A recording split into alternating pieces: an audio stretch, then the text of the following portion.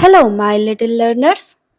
आज हम क्लास 6 के हिंदी बुक मल्हार का 9th चैप्टर पढ़ेंगे, जिसका शीर्षक है मैया मैं नहीं माखन खायो। बच्चों, हम सब जानते हैं कि बचपन में भगवान श्री कृष्ण बहुत ही शरारती और नटखट थे। वे अपने मित्रों के साथ ग्वालिनों के घर जाकर माखन चुराया करते थे। एक दिन सभी ग्वालिनें मिलकर माता यशोदा से शिकायत करने आई कि उनका कान्हा उनके घरों से माखन चुराकर खा जाता है। माता यशोदा ने जब श्री कृष्ण से पूछा कि क्या उन्होंने माखन चुराकर खाया है, तो श्री कृष्ण माँ की डांट से बचने के लिए साफ मना कर देते हैं, मैया मैंने माखन नहीं खाया। इसके बाद वह अलग अलग बहाने बनाने लगते हैं और अपनी माँ को मनाने की कोशिश करते हैं। इस कविता में भगवान श्री कृष्ण और माता यशोदा के बीच इसी मनमोहक संवाद को बड़े ही सुंदर और भावपूर्ण ढंग से सूरदास जी ने प्रस्तुत किया है। तो चलिए इसे पढ़ते हैं। तो सबसे पहले हम पूरी कविता पढ़ेंगे और उसके बाद मैं हर एक लाइन की, हर एक पंक्ति की व्याख्या आपको बताऊंगी। तो चलिए पढ़ते हैं मैया मैं नहीं माखन खायो कविता। मैया मैं नहीं माखन खायो, भोर भयो गैयन के पाछे, मधुबन मोहि पठायो।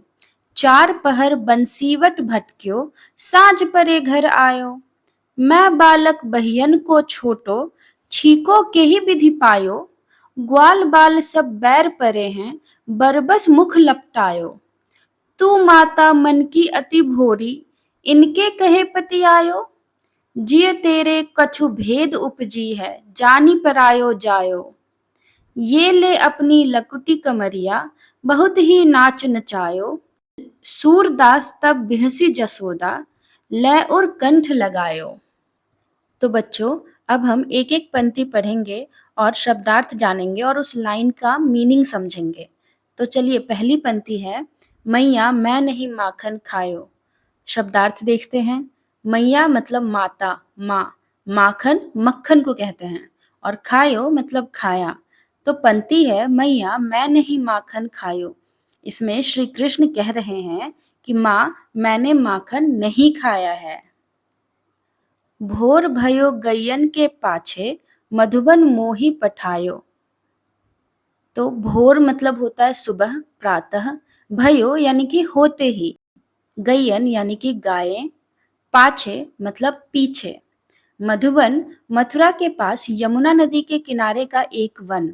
मोही मतलब मुझे और पठायो मतलब भेज दिया। तो पंक्ति है कि भोर भयो गैयन के पाछे, मधुबन मोही पठायो। इसमें श्री कृष्ण कहते हैं कि सुबह होते ही तो आप मुझे मधुबन में गायों के पीछे भेज देती हो।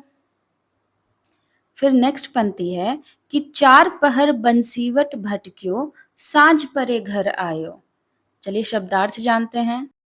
पहर, पहर एक समय मापने की इकाई होती है। 3 घंटे का एक पहर होता है और एक दिन में 24 घंटे होता है, इसलिए एक दिन में टोटल 8 पहर होते हैं। तो श्री कृष्ण कह रहे हैं कि 4 पहर तो मैं वन में ही भटकता हूँ। बंसीवट यानी कि बरगद का वह पेड़ जिसके नीचे श्री कृष्ण बांसुरी बजाते थे। मान्यता है कि श्री कृष्ण जब गाय चराया करते थे, तब वे इसी वृक्ष के ऊपर चढ़कर वंशी की ध्वनि से गायों को पुकार कर उन्हें एकत्रित करते थे। भटकियों का मतलब होता है भटकता रहा, भटकना। साँझ यानी कि शाम, परे होने पर, आयो आता हूँ।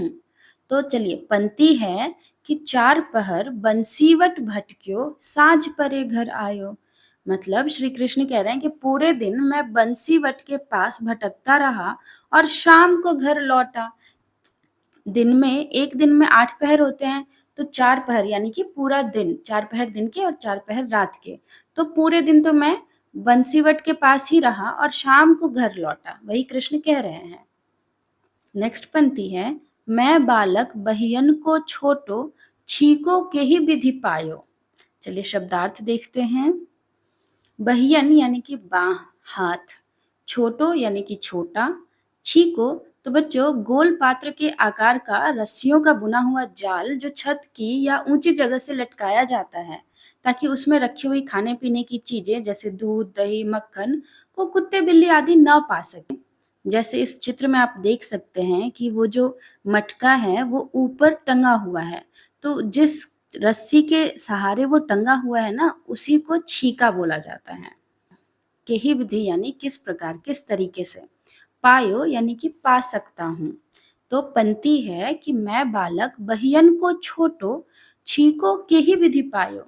मतलब श्री कृष्ण कहते हैं कि मैं तो बच्चा हूँ, मैं बालक हूँ, बच्चा हूँ, मेरी बाहें भी छोटी छोटी हैं, फिर मैं इतने ऊंचे छीके को किस प्रकार पा सकता हूँ।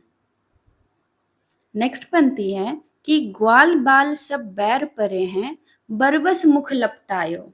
चलिए शब्दार्थ जानते हैं। ग्वाल बाल यानी कि गाय पालने वालों के बच्चे। श्री कृष्ण के संगी साथी जो थे वो ग्वाल बाल थे। बैर यानी कि दुश्मनी, परे परना, बरबस यानी कि जबरदस्ती, बलपूर्वक किया गया कार्य, मुख यानी कि मुंह, और लपटायो यानी कि लगा दिया। पंक्ति है कि ग्वाल बाल सब बैर परे हैं, बरबस मुख लपटायो। तो यहाँ श्री कृष्ण कह रहे हैं कि सब ग्वाल बाल मुझसे जलते हैं, इसलिए उन्होंने जबरदस्ती मेरे मुंह पर माखन लगा दिया, ताकि मैं आपको दोषी लगूं, पर मैंने माखन नहीं चुराया है। तो यही कृष्ण कह रहे हैं। नेक्स्ट पंक्ति है कि तू माता मन की अति भूरी, इनके कहे पति आयो। इसके शब्दार्थ जानते हैं। अति मतलब अत्यंत यानी कि बहुत ही। भोरी भोली के लिए यूज हुआ है। कहे यानी कि कहने में या कहने पर। पतियायो यानी विश्वास करना, सच समझ लेना, झूठी बातों में आ जाना, उसे कहते हैं पतियायो। तो चलिए पंक्ति है कि तू माता मन की अति भोरी, इनके कहे पतियायो। इसमें कृष्ण कहते हैं कि माँ, तुम तो बहुत भोली हो, तुमने इनकी कही हुई बातों पर विश्वास कर लिया।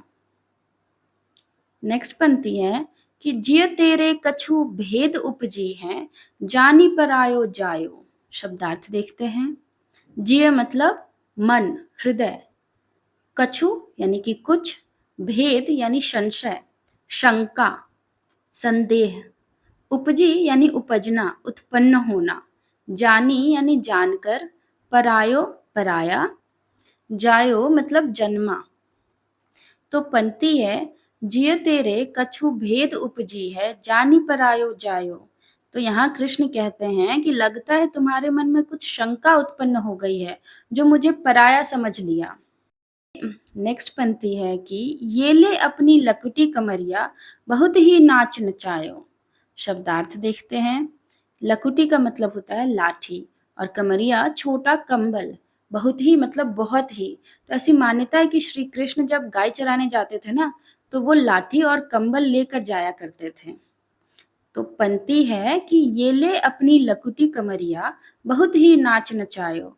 इसमें कृष्ण कहना चाहते हैं कि ये लो अपनी लाठी और कंबल, आपने तो मुझे बहुत परेशान किया है। सूरदास तब बिहसी जसोदा, लय और कंठ लगायो। तो चलिए शब्दार्थ देखते हैं।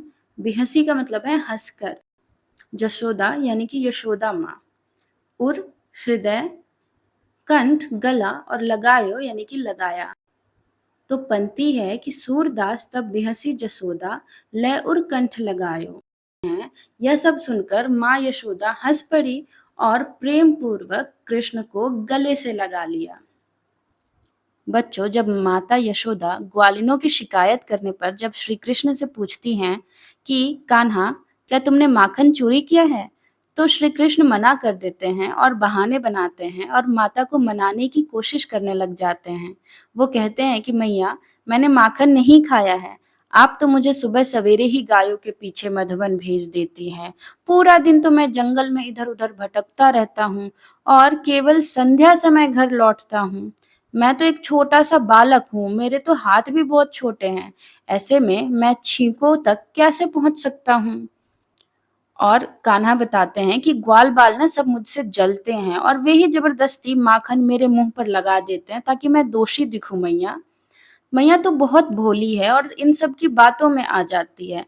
लगता है तेरे मन में कोई संदेह है, तभी तो तू मुझे पराया समझने लगी है। ये लो अपनी लकुटी और कंबल, इन्होंने तो मुझे बहुत तंग किया हुआ है। तो यह सब सुनकर माता यशोदा मुस्कुरा उठी और अपने लाडले कृष्ण को गले से लगा लिया। तो चलिए बच्चों, अब हम सूरदास जी के बारे में थोड़ा और जानते हैं कवि से परिचय सेक्शन में। आपने जो रचना अभी पढ़ी है वह सूरदास द्वारा रचित है। माना जाता है कि उनका जन्म 15वीं शताब्दी में हुआ था। सूरदास ने अपना अधिकांश जीवन मथुरा, गोवर्धन सहित ब्रज के क्षेत्रों में श्री कृष्ण के गुणगान में भजन गाते हुए बिताया। उनकी रचनाएं ब्रज भाषा में उपलब्ध हैं। ये रचनाएं इतनी सुंदर हैं कि आज भी लोगों के बीच बहुत प्रचलित हैं। उनकी अधिकतर कविताओं में श्री कृष्ण की बाल लीलाओं का मनोहारी वर्णन है। ये कविताएं अत्यंत लोकप्रिय हैं और देश भर में प्रेम से गाई जाती हैं। अपनी उत्कृष्ट रचनाओं के लिए वे महाकवि सूरदास कहलाते हैं। उनकी मृत्यु 16वीं शताब्दी में हुई थी। तो बच्चों, इस वीडियो में इतना ही। नेक्स्ट वीडियो में हम इसी चैप्टर के प्रश्न उत्तर डिस्कस करेंगे। तब तक के लिए बाय बाय।